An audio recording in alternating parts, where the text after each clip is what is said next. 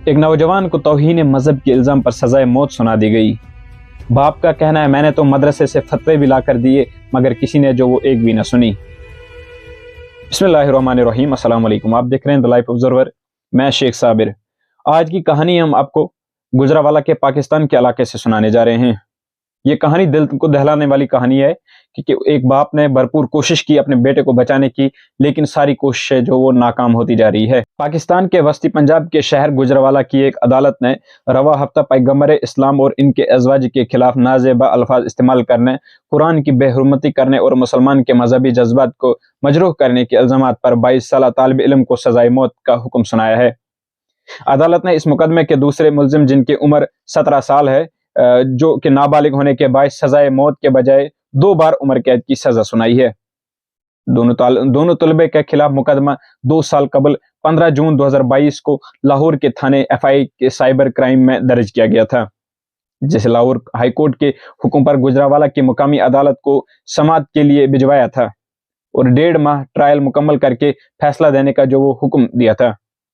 ملزمین اور ان کے وکلا کا کہنا ہے کہ توہین مذہب کے مقدمے میں سزا پانے والے طالب علم کو جھوٹے مقدمے میں پھنسایا گیا ہے۔ سزائے موت پانے والے مجرم کے والد، جن کی شناخت ظاہر نہیں کی گئی ہے، انہوں نے انٹرنیشنل میڈیا کو بتایا وہ اس سزا کے خلاف لاہور ہائی کورٹ میں اپیل دائر کر رہے ہیں اور اس سلسلے میں ضروری قانونی دستاویز حاصل کیے جا رہے ہیں۔ انہوں نے کہا کہ میری کسی سے کوئی لڑائی نہیں ہے، میں نے تو مدارس سے فتوے بھی لا کر دیے مگر کسی نے جو وہ ایک بھی نہ سنی۔ بیٹے نے کہا تھا کہ ابو جان آپ سفید کپڑے پہن کر آنا، میں بری ہو جاؤں گا تو مجھے اپنے ساتھ لے جانا، لیکن جب یہ فیصلہ سنایا گیا تو میرے پیروں تلے جو وہ زمین نکل گئی۔ ہم بریلوی اہل سنت مسلک سے تعلق رکھتے ہیں، ہمارے گھر کے دروازے پر پیغمبر اسلام کی شان میں کلمات لکھے ہوئے ہیں۔ میرا بیٹا 8 سال کی عمر سے عید میلاد النبی پر خوبصورت سجاوٹ میں انعامات اور میڈل جیت چکا ہے، کوئی ہمیں بتائے وہ کیسے توہین رسالت کر سکتا ہے؟ ہمیں جھوٹے مقدمے میں پھنسایا گیا ہے، ہماری کسی فارم پر سنوائی نہیں ہوئی ہے۔ یہاں پہ سوال جو ہے یہ کھڑا ہوتا ہے کہ توہین مذہب کے اس مقدمے کے فیصلے میں کیا کہا گیا ہے؟ ایڈیشنل ڈسٹرکٹ اینڈ سیشن جج گجرانوالہ ظفریاب چدڑ کی طرف سے جاری ہونے والے فیصلے کے متعلق مرکزی ملزم کو تعزیت پاکستان کے دفعہ 295 سے پیغمبر اسلام کی توہین کے تحت سزائے موت اور 1 لاکھ روپے جرمانے کی سزا دی گئی ہے۔ اس فیصلے کے خلاف وہ 7 روز میں لاہور ہائی کورٹ میں اپیل دائر کر سکتے ہیں۔ ان پر الزام تھا کہ انہوں نے ایسی ویڈیو بنائی جن سے مسلمانوں کے جذبات مجروح ہوئے۔ عدالتی فیصلے کے متعلق ان پر متنازع ویڈیوز اور تصاویر تیار کر کے مسلمانوں کے مذہبی جذبات سے کھلنے کا جرم بھی ثابت ہوا، جس پر انہیں دفعہ 295A کے تحت 5 سال قید بامشقت کاٹنی ہوگی۔ فیصلے میں کہا گیا کہ ان کو پیغمبر اسلام اور ان کے ازواج کے بارے میں نازیبا الفاظ کی ادائیگی پر دفعہ 298 کے تحت 3 سال قید بامشقت بھگتنی ہوگی۔ عدالتی فیصلے کے مطابق اس مقدمے کے دوسرے مجرم نابالغ پر تعزیت پاکستان کے دفعہ 295C، 295B، 295A اور 298A کے تحت الزامات ثابت ہوئے، جس پر مجرم کو مجموعی طور پر 2 مرتبہ عمر قید اور 2 لاکھ روپے جرمانہ کی سزا کا حکم دیا جاتا ہے۔ فیصلہ سنانے جانے سے قبل عدالت کے باہر سیکورٹی کے سخت انتظامات کیے گئے اور پولیس کی بحری نفری بھی تعینات کی گئی تھی۔ ایڈیشنل سیشن جج ظفریاب چدڑ نے مجرمان کی موجودگی میں فیصلہ لکھوایا، جس کے آخر پیراگراف میں عدالت نے جدید اور خاص طور پر ایک نجی اسکول میں قرآن اور سنت کی تعلیمات اور اس کے مانیٹرنگ نہ ہونے پر سخت برہمی کا اظہار کیا۔ فیصلے میں کہا گیا کہ ایک نجی اسکول کا نظام طالب علموں کو شخصیت نگاروں اور ان کے مذہبی اقتدار سنوارنے میں اپنی فرائض ادا کرنے میں ناکام ہوا۔ مجرمانہ غفلت کی وجہ سے طالب علم سیدھی راہ سے ہٹ گیا اور اپنے خاندان کے لیے بھی رسوائی کا سبب بنا۔ عدالتی فیصلے میں بھی مزید کہا گیا کہ جدید تعلیم دینے والے اسکولوں کا فرض یہ ہے کہ وہ طالب علم کی سرگرمیوں پر بھی گہری نظر رکھے، لیکن اسکول انتظامیہ کی مجرمانہ غفلت کی وجہ سے ملزم کی شخصیت کو جہاں شدید نقصان پہنچا، وہیں اس کے والدین کو اپنے لختے جگر کو جدید تعلیم دلوانے کی خواب بھی ٹوٹ گئے۔ عدالت نے کہا کہ اسکولوں میں قرآن اور سنت کی تعلیم دینے کے تصور کو ترک کر دیا گیا ہے، جو کہ افسوسناک ہے۔ عدالت نے فیصلے کی کاپی نجی اسکول کے چیئرمین کو بھجوانے کا حکم دیتے ہوئے کہا کہ مناسب وقت ہے کہ موجودہ صورتحال کا جائزہ لیا جائے، تاکہ عدالت نے جن تفکرات کا اظہار فیصلے میں کیا اس کا جنگی بنیادی پر بہترین حل نکل جا سکے۔ عدالتی فیصلے کے مطابق دوران سماعت یہ ثابت ہوا کہ ایک مجرم غیر اخلاقی ویڈیو بناتا تھا جبکہ دوسرا مجرم مذکورہ ویڈیو کو شیئر کرتا تھا۔ ان کے والد نے میڈیا سے بات کرتے ہوئے دعویٰ کیا کہ میں مدنی مقدمہ اور اس کے ساتھیوں کے خلاف نہیں بولنا چاہتا، لیکن انہوں نے پہلے ہمیں کہا کہ آپ فتویٰ لے کر آئے تو آپ کو معاف کر دیں گے۔ میں نے 4-5 مدارس سے فتویٰ لے کر انہیں دیے لیکن ہماری بات نہیں سنی گئی۔ میں 1 سال 3 ماہ تک لاہور ہائی کورٹ کے چکر کاٹتا رہا لیکن ہماری ضمانت کی درخواست منظور نہیں کی گئی۔ وہ کہتے ہیں کہ میرا بیٹا خون کے سفید خلیوں کے ایک بیماری میں مبتلا رہا ہے جس کا جاپان میں 6 سال تک علاج ہوتا رہا۔ اسے پاکستان میں تعلیم حاصل کرنے کا شوق تھا۔ میرا اب بھی یہی کہنا ہے کہ میری کسی سے لڑائی نہیں۔ بیٹے کی سزا ختم ہو تو میں اسے اعلیٰ تعلیم کے حصول کے لیے انگلینڈ بھیجنا چاہتا ہوں جہاں وہ قانون پڑھے گا۔ ان کے والد نے میڈیا کو بتایا کہ میرے 2 بیٹے اور 1 بیٹی ہے۔ بیٹی CSS کے امتحان کی تیاری کر رہی تھی۔ مخالفین نے پہلے میری بیٹی کو بھی اس کیس میں پھنسانے کی کوشش کی لیکن میں بروقت جاپان سے پاکستان پہنچ گیا اور معاملہ رک گیا۔ میں یہ پوچھنے میں حق بجانب ہوں کہ میں نے کسی کا کچھ نہیں بگاڑا تو کچھ لوگ میرے بچوں کے خلاف کیوں ہو گئے ہیں۔ انہوں نے کہا کہ میں 5 وقت کا نمازی پرہیزگار ہوں۔ میں اور میرا بیٹا خانہ کعبہ جا کر حلف دینے کو تیار ہیں کہ اس نے نہ تو کبھی توہین رسالت کی اور نہ ہی کبھی ایسا سوچا ہے۔ فیصلہ سنائے جانے سے قبل عدالت کے باہر سیکورٹی کے جو سخت انتظامات بھی کیے گئے تھے۔ مقدمے کی تحقیقات کیسے کی گئی؟ اس واقعے کا مقدمہ FIA سائبر کرائم لاہور میں 15 جون 2022 کو درج کیا گیا تھا جس میں تعزیت پاکستان کی دفعات 295A 298A اور 120A اور 34 اور 109 اور الیکٹرانک کرائم ایکٹ کے دفعہ 11 لگائی گئی تھی۔ تعزیت پاکستان کے دفعہ 295 ہی مسلمانوں کی مذہبی کتاب کی بے حرمتی کرنے پر لگائی جاتی ہے جس کی زیادہ سے زیادہ سزائے عمر قید ہے۔ اس طرح 295C پیغمبر اسلام اور مذہب اسلام کی توہین کرنے پر لگائی جاتی ہے جس کی پاکستان کے قانون میں سزائے موت مقرر ہے۔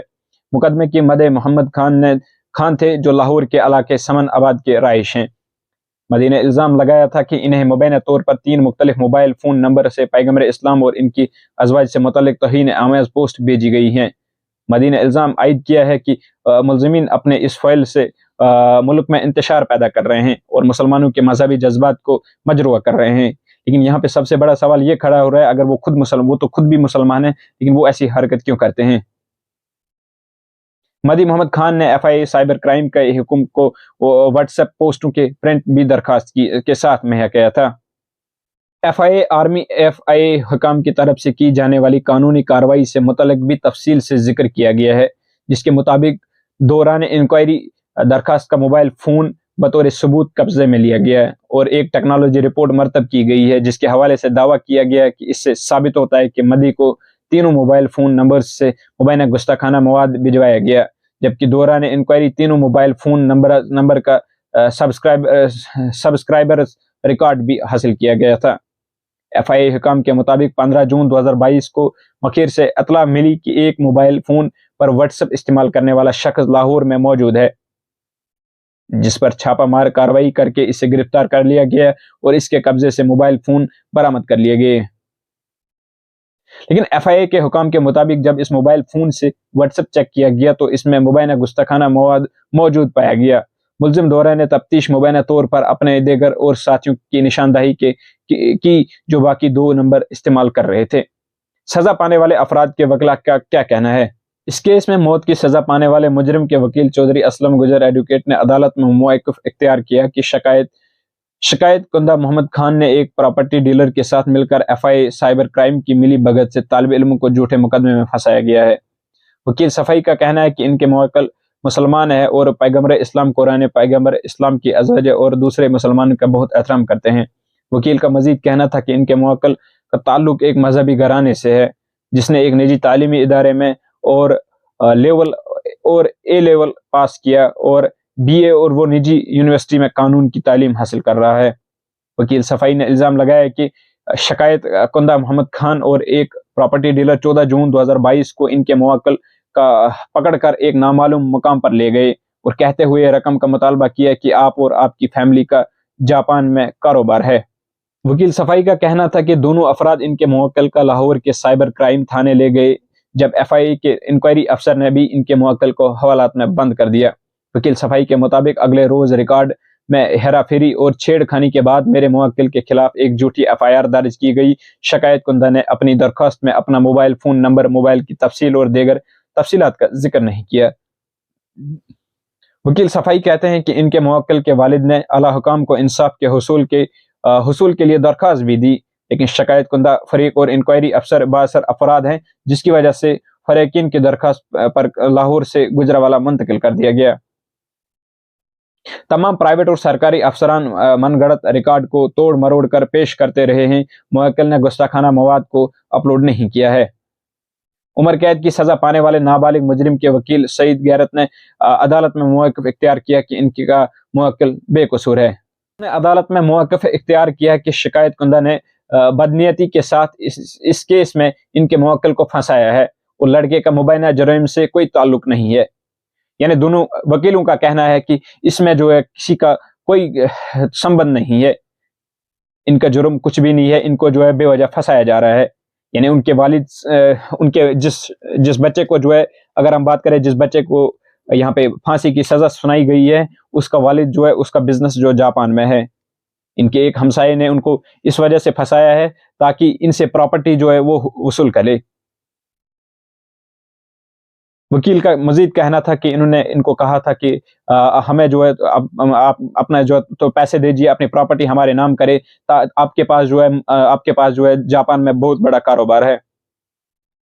فی الحال جو اس میں سب سے بڑی وجہ یہی بتائی جا رہی ہے، 2022 میں یہ کیس درج ہوا تھا، جہاں وہیں لگاتار اس کے والد کو جو ہے گزشتہ ابھی جو 7 دن ان کو دیے گئے ہیں، ابھی یہ کیس جو ہے وہ جاری ہے۔ فی الحال اگر ہم بات کریں، لاہور کورٹ نے جو ہے فی الحال اس بچے کو عمر قید کی سزا سنا دی گئی ہے۔ فی الحال ان کو جو 7 دن دیے ہیں، 7 دن میں یہ ان کے 7 دن ہے ان کے پاس، اگر یہ کوئی قانونی کارروائی کر کے اپنے بچے کو بچا سکتے ہیں تو ٹھیک، نہیں تو پھر ان کو جو ہے 5 سال کے بعد جو پھانسی کی سزا ہوگی، فی الحال 5 سال ان کو جو ہے قید کاٹنی ہوگی، اس کے بعد جو ہے ان کو جو ہے پھانسی کی سزا دی جائے گی۔ یہ حالات ہیں اس ملک کے بتا رہے ہیں ہم، جہاں پہ سابقہ وزیر اعظم کو بھی اسی قانون کے تحت جو ہے پھنسایا گیا تھا۔ سابقہ وزیر اعظم کو بھی یہاں پہ انہی حالاتوں کے درمیان لا کر کھڑا کر دیا تھا، کیونکہ وہاں پہ ان کو یہ بتایا گیا تھا کہ آپ نے شریعت کو جو وہ فالو نہیں کیا ہے۔ فی الحال اس رپورٹ میں اتنا ہی، دیجیے اپنے میزبان کو اجازت۔ اللہ حافظ۔